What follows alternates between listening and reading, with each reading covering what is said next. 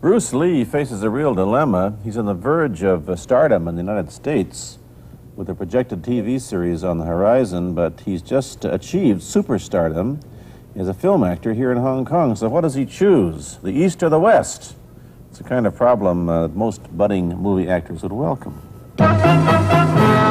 It's the Pierre Berton Show, the program that comes to you from the major capitals of the world. This edition comes to you from Hong Kong. And Pierre's guest is the man who taught karate, judo, and Chinese boxing to James Garner, Steve McQueen, Lee Marvin, and James Coburn. The newest Mandarin superstar, known in the West for his appearances in Batman, The Green Hornet, Ironside, and Longstreet. His name is Bruce Lee, and he doesn't even speak Mandarin. And here's Pierre. Well, how can you play in Mandarin movies if you don't even speak Mandarin? How do you do that? Well, first of all, I speak only Cantonese. Yeah. So, I mean, there is quite a difference as far as pronunciation and things like that go. So somebody else's voice is used, right? For Definitely, definitely. You just make the words. Doesn't that sound strange when you go to the movies, especially in Hong Kong, in your own town, and you see yourself with somebody else's voice? Well, not really, you see, because most of the Mandarin picture done here are dubbed anyway. They're dubbed anyway? Anyway, I mean, disregard. I mean, they shoot without sound. So it doesn't, make any difference. Your lips never quite make the right words, do they?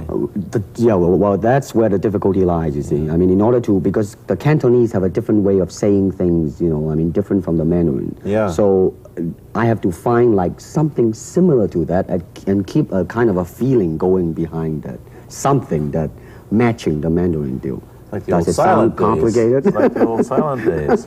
But I gather in the movies made here, the dialogue is pretty stilted anyway.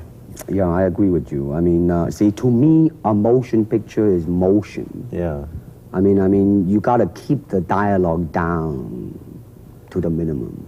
Did you look at many Mandarin movies before you started playing in the first one? Yes. What did you think of them when you saw them?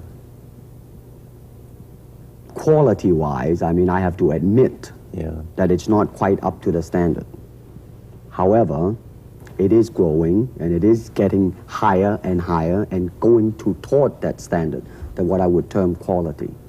They say the secret of your success in that movie, The Big Boss, which was such a success, you rocketed you to stardom in Asia, was that you did your own fighting. As an expert in the various martial arts in China, what did you think of the fighting that you saw in the movies that you studied before you became a star?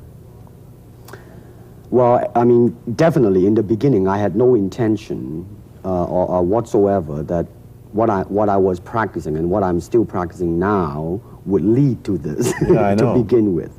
But martial art has a very, very deep meaning as far as my life is concerned, because as an actor, as a martial artist, as a human being, all these I have learned from martial art. Maybe for our audience who doesn't know what it means, you might explain exactly what you mean by martial art. Right. Martial art include all the combative arts like karate or karate, judo, Chinese kung fu or Chinese boxing, whatever you call it. All those. You see, like Aikido, Korean, I can go on and on and on. But it's a combative form of fighting. I mean, it's not, some of them became sport, but some of them are still not. I mean, they use, for instance, kicking to the groin, jabbing fingers at the eyes, and things like that. No wonder you're successful in the Chinese movies. They're full of this kind of action anyway. They needed a guy like you could... Violence, man. So you didn't have to use a double when you moved into the motion picture world here. You did it all yourself. Right. Can you break 5 or 6 pieces of wood with your hand or your foot? I'll probably break my hand and foot. But tell me a little bit... you set up a school in Hollywood, didn't you, for people like James Garner and Steve McQueen and the others? Yes. Why would they want to learn Chinese martial art? Because of a movie role? Not really. I mean, most of them, you see, to me, at least the way that when I teach it, all type of knowledge ultimately means self-knowledge. So therefore, they're coming into, for an